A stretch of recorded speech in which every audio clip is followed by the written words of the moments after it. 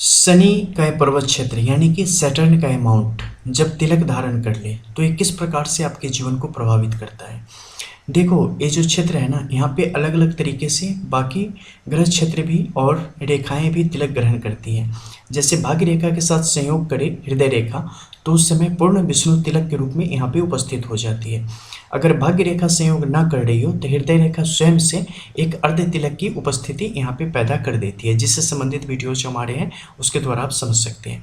लेकिन जब स्वतंत्र रूप से शनि का यह पर्वत क्षेत्र तिलक धारण कर लेता है तो आपके अंदर एक कुछ विशेष गुणों का संचार करता है। इसके अलावा कुछ विशेष सावधानी आपको बरतनी होती है। जो सबसे बेनिफिट्स हैं इसके वो है अकाल मृत्यु जैसी योगों का आप पर प्रभावी न होना।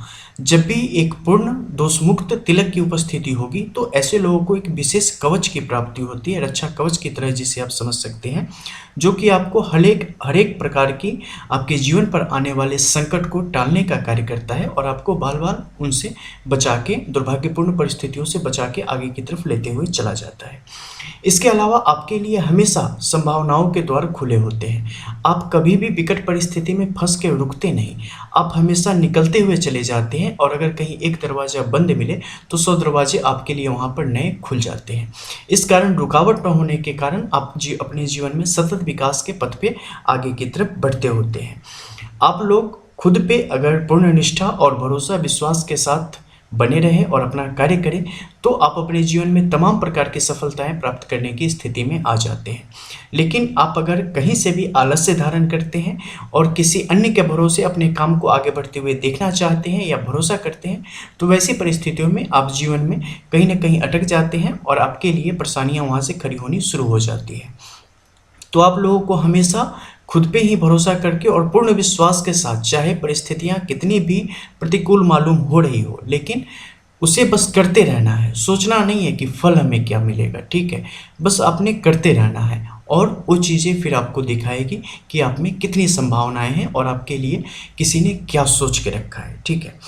इसके अलावा जो आपके लिए करने की चीज़ है वो है कभी भी आप सुबह में बिना स्नान किए किसी भी प्रकार का अन्य भोजन ग्रहण ना करें। जिस भी व्यक्ति के हथेली में तिलक की स्थिति बन जाए शनि के क्षेत्र पर, उन्हें नियमित रूप से नित्य स्नान आदि के पश्चात ही, इसके अलावा आप जिस भी धर्म पंथ को मानते हो उसके आराध्य का सुमिरन करके उनकी आराधना करने के पश्चात ही किसी भी प्रकार का भोज्य पदार्थ आपको ग्रहण करना चाहिए। इसके अलावा सुबह उठने के साथ ही हरी घास पर टहलना आप लोगों के लिए अत्यधिक लाभदायक होता है और आप लोगों के लिए भाग्योदय वृद्धि करने का एक कार्य करता है, तो इसे कभी भी इग्नोर करने की कोशिश ना करें।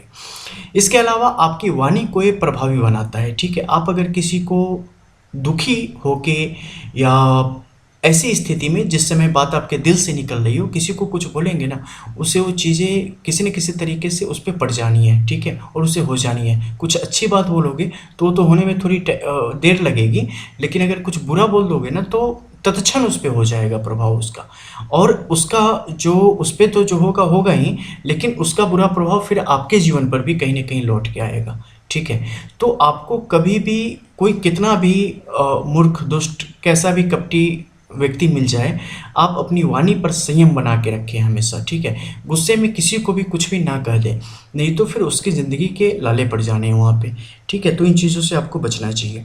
इसके अलावा कभी भी ब्याज पर पैसे लगाने का कार्य आप ना करें, यानी कि बहुत सारे ऐसे लोग होते हैं कि सूदखोरी का धंधा करते हैं, ठीक है, पैसे से पैसे बनाने का काम, तो ये सब कभी ना करें। ईर्ष्या द्वेष जैसी चीज़ें आप लोग कभी ना करें, किसी से भी ना करें, क्योंकि ऐसा कुछ भी आप करेंगे तो वहाँ पर जो इसके सुप्रभाव हैं वो ख़त्म होते चले जाएंगे। आप अपने आप पर पूर्ण भरोसे के साथ और पूर्ण ईमानदारी के साथ अपना काम करते रहें, क्योंकि अगर ये आप करेंगे तो आपको ये तमाम प्रकार की प्रसिद्धि, बेहतर फिनेंशियल कंडीशन यानी कि आर्थिक स्थिति प्रदान करने का कार्य करेगा और कुछ ऐसी शक्तियों को प्रदान करेगा कि चाहे आपके सामने कितने भी बड़े बंदे क्यों ना आ जाएं, फिनेंशियली कितने भी बड़ा नाम क्यों ना आ जाए, आपकी एक अलग शख्सियत ही रहेगी, अलग चमक ही होगी, ठीक है। 100 बगुलों के बीच में भी ना एक हंस जैसी स्थिति आपकी बनी ही रहेगी। ना किसी से आपको डर लगेगा, ना किसी के प्रति आपके मन में ईर्ष्या होगी, ना कोई द्वेष होगा, ना कोई लोभ होगा, ना कोई मोह होगा, ना कोई छल होगा, ना कोई कपट होगा, ठीक है। एक अलग ही प्रकृति होगी, एक अलग ही गंगा बह रही होगी, और उसमें आप अपने जीवन को बेहतर गति से आगे की तरफ लेके चलते चले जाओगे। एक इतनी अच्छी संतोष की भावना होगी, पूछो मत। जीवन में क्या चाहिए हमें? शांति चाहिए। क्या है ये?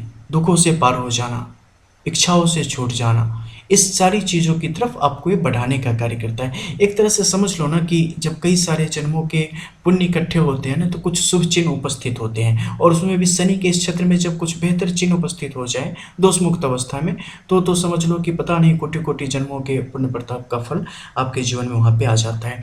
कभी भी पहली शाम को, यानी कि सूर्य ढलने के अगले 40 मिनट तक किसी भी महत्वपूर्ण कार्य के लिए घर से ना निकले, छोटे कार्य के लिए भी ना निकले, ठीक है, अवॉइड करें। लेकिन अगल बगल बहुत ज़रूरी है तो चले जाओ, लेकिन कहीं बड़ी यात्रा के लिए कभी भी पहली शाम को बाहर ना निकले, अन्यथा वो आपके लिए दुर्भाग्यपूर्ण परिस्थितियों को लाने का कार्य करेगा।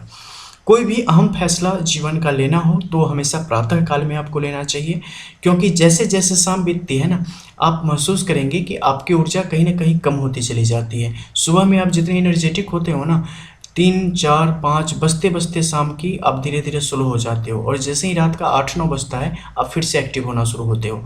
तो ये कुछ दूसरी गुड प्रक्रिया है जिसके बारे में फिर कभी कोशिश करूँगा बताने की, ठीक है। तो जो भी अहम फैसला हो सुबह के टाइम आप लोग लिया करें। इसके अलावा अगर कुछ और डिप में जाऊं तो ये बता दूं कि जो कपल हो वो अगर किसी प्रकार के सहवास की स्थिति अगर बन रही हो तो सुबह के शाम में इन लोगों के लिए अच्छा होता है संतानोत्पत्ति हेतु, ठीक है। इसके अलावा जो कुछ और चीज़ें आपको करनी चाहिए वो है किसी को भी किसी भी तरीके से कभी मत सताएं, ठीक है। और जितने भी प्रकार के जीव हैं सबके प्रति प्रेम रखें आप।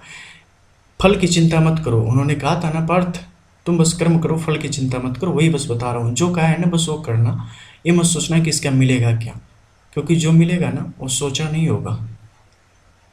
चलो, मिलने मिलाने से याद आया कि मिलते हैं फिर, तब तक के लिए जय श्री राधे।